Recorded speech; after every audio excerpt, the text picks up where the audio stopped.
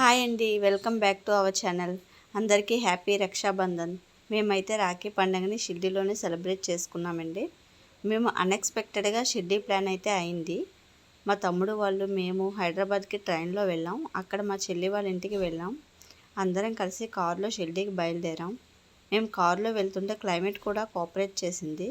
పిల్లలతో కలిసి చాలా బాగా ఎంజాయ్ చేస్తూ వెళ్ళాం. అక్కడ ఎక్కడ చూసినా విండ్ మిల్స్ కనిపిస్తూ ఉంటాయి.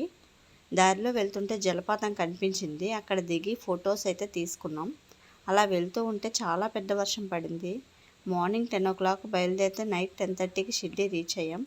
కాసేపు రిలాక్స్ అవ్వడానికి దారిలో బ్రిడ్జ్ పార్క్ హోటల్ దగ్గర ఆగి టీ తాగాం.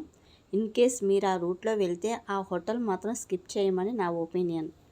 అంబియన్స్ బాగుంది కానీ హైజీనిక్గా లేరు. మేము తాగిన టీ అయితే జిడ్డు వాసన వచ్చింది. అక్కడ ప్లే ఏరియాలో పిల్లలు కాసేపు ఆడుకున్నాక మళ్ళీ మేము స్టార్ట్ అయిపోయాం.